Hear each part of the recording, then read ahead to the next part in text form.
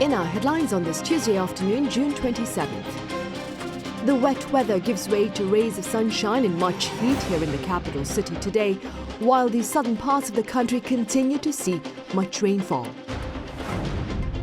President Yoon highlights investment pledges worth $940 million from European companies for Korea, as well as the 111 MOU signed between Korea and Vietnam during his latest sales diplomacy.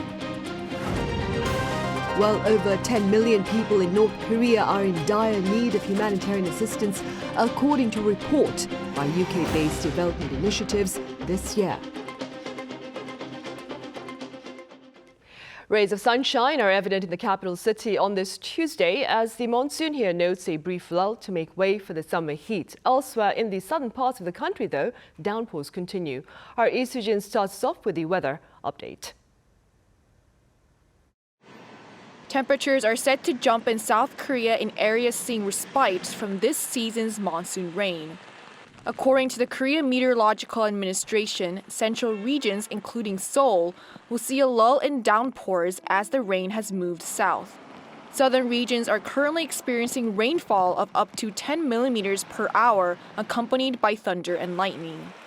And rainfall of 200 millimeters or more is expected on Jeju Island, and at least 120 millimeters is predicted for Chungcheongdo provinces today. Precipitation in the south is forecasted to continue until Wednesday. Temperatures in areas where the rain has temporarily stopped will rise significantly during the day, with temperatures reaching 28 degrees Celsius in Seoul and 32 degrees in Daegu. Feels like temperatures will be even more, and it will feel uncomfortably muggy with the added humidity from all the rain. Heavy monsoon rain is expected nationwide again towards the end of the week. South Korea's monsoon typically lasts around a month and brings rainfall ranging from between 350 and 500 millimeters, around one-third of the country's annual rainfall. The amount of rainfall has surged in recent years, however, with the frequency of torrential downpours of 30 millimeters or more per hour increasing by more than 20% since the beginning of the 2000s. In addition, while in the past rainfall was mostly concentrated in the monsoon season, in recent summers there has been more rain after the end of the monsoon in August. This summer, the nation is expected to see even more precipitation after the monsoon season ends due to the effects of the El Niño weather pattern. The Korea Meteorological Administration said many areas may experience heavy downpours as late in the year as into the fall, and urged people in areas that are especially prone to flooding to continue to remain alert. Meanwhile, President Yoon during his cabinet meeting emphasized the importance of minimizing any casualties that may occur from flooding during the monsoon season. He also called on his cabinet to promptly issue flood warnings for vulnerable facilities and areas and to prepare quick evacuation routes. Lee Soo-jin, Arirang News. Relevant government authorities have reaffirmed their commitment to closely monitoring Japan's upcoming discharge of Fukushima radioactive wastewater. Efforts to this end was shared at a related daily briefing on this Tuesday by Korea's Nuclear Safety and Security Commission, while the Oceans and Fisheries Ministry revealed that the government had placed some $13.56 million in reserve funds to ensure the safety of Korean waters and fisheries products. Safety efforts include allocating the funds to expand the number of ocean radioactivity surveillance stations from the current 92 to 200. President Yoon has underscored the gains from his latest sales diplomacy over in France and Vietnam. Our top office correspondent Kim Do-yeon covers his remarks. President Yoon looked back on his trips to Paris and Hanoi last week and said his role as the nation's #1 salesman is paying off. Speaking on Tuesday in a live public address, Yoon cited the $940 million investment from European companies during his visit to Paris, as well as the 111 MOUs signed between Vietnam and South Korea. 글로벌 복합 위기를 극복하고 대외 의존도가 높은 우리 경제의 성장을 이어가기 위해 그동안 대한민국 영업사원으로서 경제 외교, 세일즈 외교를 적극 펼쳐왔습니다. The European companies that committed investment to South Korea include auto parts, batteries, and wind turbine firms, while the MOU signed in Vietnam include cooperation in rare earth materials and the space industry. South Korea attracted foreign investment of $16.5 billion in the first half of this year, the highest in history for the period. President Yoon said that success came down to more than just his sales diplomacy. 이 같은 대규모 투자 유치는 세일즈 외교, 또 한미 관계, 한일 관계 개선의 노력과 함께 규제를 대대적으로 풀어 기업이 필요로 하는 제도적 환경을 조성했기 때문에 가능한 일이라고 생각합니다. He also promised to support South Korean firms in their efforts to work with other countries, also saying that the inflation and trade deficit situations have shown improvements despite the global economic crisis. He called on the cabinet to make sure South Koreans feel the economic improvements in the second half of this year.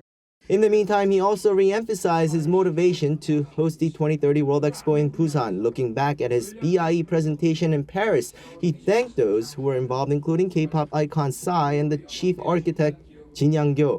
He also said the country is working on more than 1,200 official development assistance programs for the BIE member states, all catered to their needs.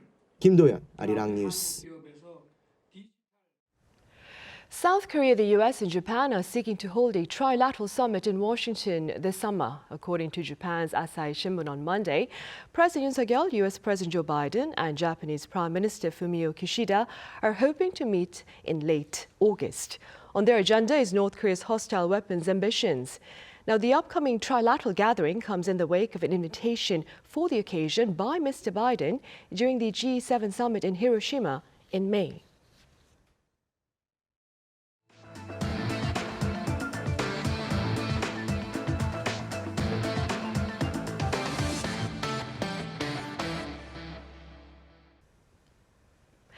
The Yoon administration and the ruling People Power Party have agreed to offer schools nationwide an additional 24 million won, roughly $18,000 to keep classrooms cooler this summer. The decision came during a meeting at an elementary school earlier on this Tuesday. According to the ruling party, the additional allocation raises the total amount of support schools receive for their electricity bills to about $58,000 each. Officials also said they'll be supplying a total of around $400 million to municipal and provincial offices of education so they can replace old air conditioning units. State-funded social welfare facilities, meanwhile, will be given up to $380 extra for air conditioning next month and in August. Energy vouchers for the socio-economically vulnerable will also be expanded. Government spending here is expected to expand at a slower pace in the second half of this year. The Bank of Korea forecasts government spending will grow 2%, down 1.7 percentage points from the first 6 months of 2023. Similarly, the Korea Development Institute, that is, says spending growth will ease to 2.6% from 3.8% for the same period. The outlooks come amid concern over the national tax revenue, which is expected to fall short of estimates. Millions of North Koreans are in dire need of humanitarian assistance, and pundits say an effective support framework requires transparency from the regime as well. Our Unification Ministry correspondent Kim Mo-gyun reports. More than 10 million people living in North Korea are in need of humanitarian assistance. That's according to the Voice of America, citing the British Development Initiative's Global Humanitarian Assistance Report for the year 2023. The report says that as of last year, some 10,400,000 residents in the north are in need of external support, meaning North Korea ranks 14th on the list of countries with the most people in need. The regime has been listed along with Syria, the Democratic Republic of Congo, Afghanistan, and Venezuela as having more than 10 million people suffering from humanitarian crisis since 2019. It has also been classified by the UN Food and Agriculture Organization's IPC standards as being at level P3+. IPC stands for the Integrated Food Security Phase Classification, a set of standards used to classify the severity and magnitude of food insecurity. Phase 3 means that some 20% of households are not consuming enough food and have high levels of malnutrition. North Korea has been consistently non-transparent regarding the level of humanitarian aid required there, despite the regime experiencing chronic food shortages over the past years. And for the situation to improve, experts say the North must allow international aid organizations to help, especially when it comes to providing food. The outlook is rather bleak, and North Korea needs to both increase its revenue and imports from China, as well as to try to consider letting in humanitarian assistance by ensuring that humanitarian organizations are allowed to ensure that food goes to those who need it. And in the case of the international community, Seoul's ambassador for North Korea's human rights says more efforts should be done to raise awareness of the dire human rights situation in the reclusive state so that the global community can find ways to provide more assistance for its people. So for that, probably we international community and including the South Korea should raise the importance and the significance of why and how we can address the North Korean human rights abuses. 김목연, Arirang News. Military authorities here say they have retrieved North Korea's first spy satellite from the sea. The regime's failed space mission on May 31st is said to have landed some 180 pieces of debris in the West Sea. The recently retrieved satellite has been transferred to a military research facility in Daejeon for further analysis. The satellite, known as Mannigyang-1, was reportedly designed to take high-resolution images of Earth for intelligence purposes. On the international front, Wagner Group leader Yevgeny Prigozhin says his march to Moscow this past weekend was simply a display of protest and not an attempt at mutiny. Our Lee Seung-jae has the latest. Speaking for the first time since the weekend's insurrection, Wagner Group's chief Yevgeny Prigozhin released an audio message on Telegram on Monday. During the 11-minute-long message, the Wagner chief says the group's march towards Moscow started because of an injustice and that the move was not aimed at removing Russian President Vladimir Putin and his government. He also added that the weekend's protest was aimed at sending a message to Russian military leaders over their ineffective decision-making during the war in Ukraine, which threatened the lives of members of the Wagner Group. Meanwhile, Russian President Vladimir Putin, in an address to the nation Monday, said the armed rebellion would have been suppressed anyway.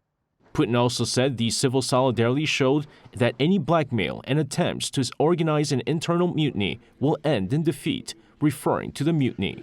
During his address, the Russian president also thanked the Wagner Group fighters who made the right decision and halted their advance towards Moscow. Putin said that those soldiers would be given the opportunity to continue serving Russia by entering into a contract with the Ministry of Defense or other law enforcement agencies or returning to their families. Meanwhile, U.S. President Joe Biden, making his first remarks since the insurrection, said Monday that the West had nothing to do with the Wagner Group incident.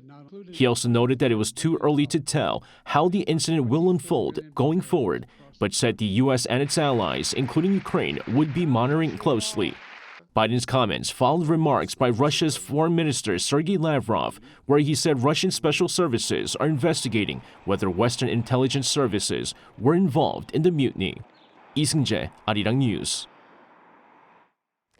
Back on the local front, a project to preserve a national flower here in the country has been bearing fruit, with relevant authorities removing it from their list of endangered species last year. Our Chung Won-ju has more. This hardy yellow hibiscus flower, known as Hwang-geun in Korean, has been cultivated by Jeju Island's Halla Arboretum since 2003.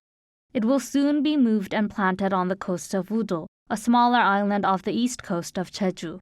As the only native species among the hibiscus genus in South Korea, Hwang-geun was classified as a second-grade endangered plant and was managed strictly by the government. Since 2003, private and public organizations such as Halla Arboretum have been carrying out seed restoration projects of Hwang-geun.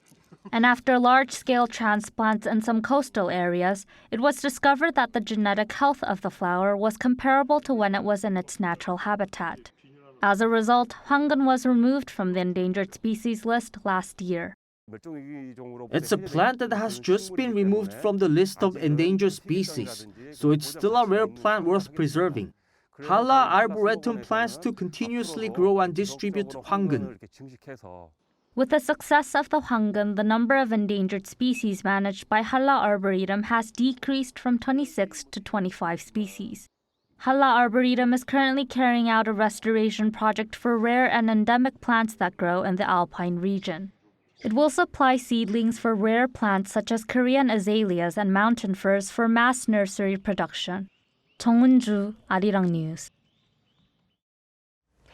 Meanwhile, researchers here are engaged in an ambitious project involving isotopes that will ultimately share the secret of the stars and even serve to better treat cancer. Our Yoon explains.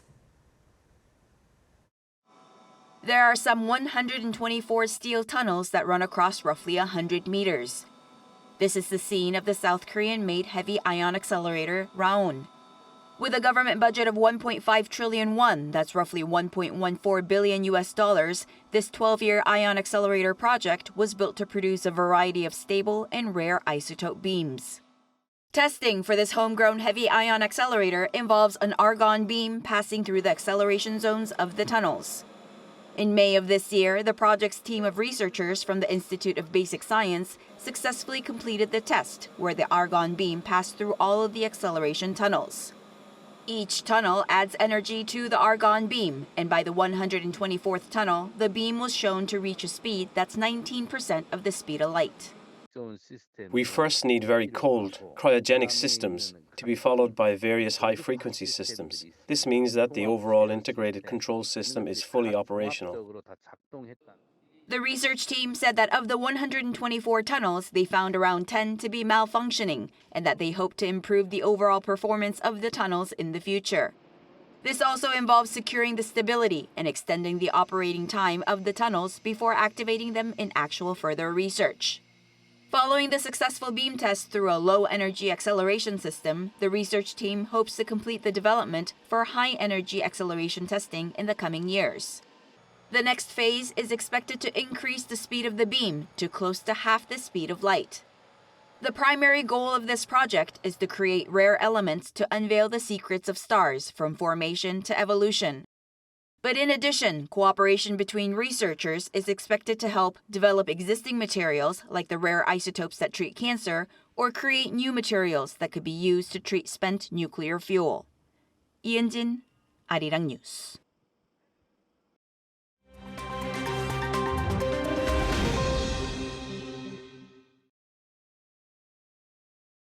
Let's take a look at what's going on in the world now. In Australia, the Supreme Court has dismissed Russia's bid to keep hold of the construction site of its new embassy in the capital, Canberra. The court's decision on Monday follows a legal challenge by Russia. A Russian diplomat who had been squatting at the site was seen leaving shortly after the ruling. It comes after Australia introduced legislation in mid-June to end Russia's lease of the land over security concerns. The new embassy site is only about 400 meters away from Australia's Parliament building. Russia obtained the lease in 2008 and was granted permission to build in 2011, but no buildings have been completed there. A Kremlin spokesman called the move part of a, quote, Russophobic hysteria sweeping the West.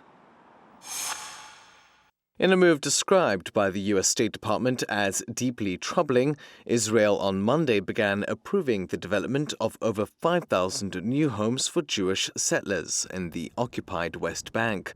Plans for the developments were given the green light by Israel's Supreme Planning Council. Settlements built on the land taken by Israel in the 1967 Middle East War are one of the main issues in the Israeli-Palestinian conflict. Among those approved, some 800 developments have secured final approval. Washington has previously said that Israeli settlement expansion could prevent a potential two-state solution with Palestinians. Now, the world's oldest Nobel Prize winner, Dr. John Goodenough, has died at the age of 100. According to the University of Texas, where he worked, the engineering professor passed away in Austin on Sunday. He played a major role in developing the lithium-ion battery, which now powers millions of electric vehicles and other devices. His contribution in the field of batteries saw him awarded the Nobel Prize in Chemistry in 2019. Born to American parents in 1922 in Germany, Dr. Goodenough served in the U.S. Army as a meteorologist during World War II and got his Ph.D. from the University of Chicago. And finally, Hollywood actors Ryan Reynolds and Rob McElhenney are part of a group of buyers that are acquiring a 24% stake in Formula One racing team Alpine. This according to parent company Renault on Monday. The investment group, which includes Otro Capital and Redbird Capital Partners, has invested $218 million into the team. Alpine are the 5th-rated team in this year's F1 Constructors' Championship. For Alpine, the deal is a way to boost the team's media profile, as F1 is exploding in popularity across the US. The actors are also owners of the Welsh football club Wrexham. Matthew Ashley, Arirang News.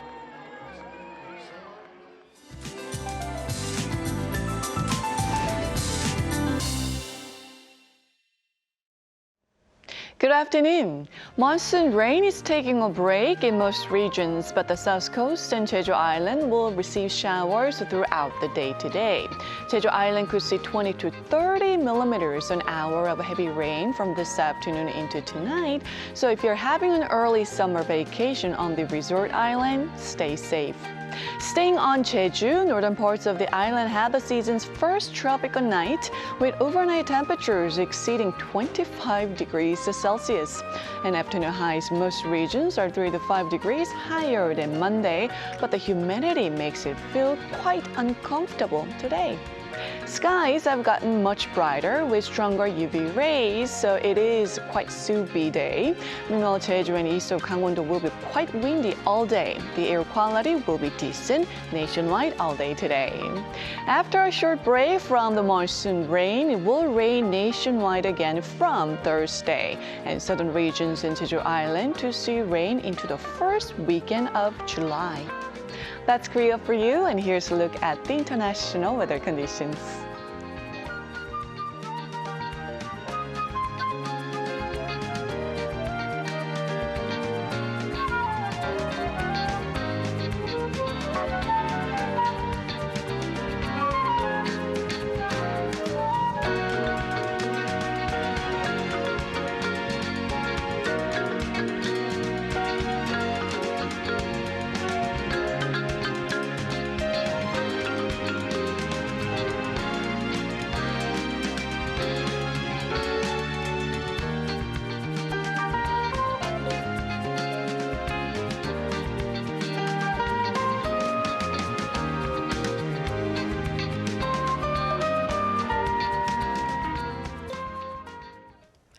And those are the headlines at this hour. We have our panel session coming up right after this break, so do stay with us. Thank you for now.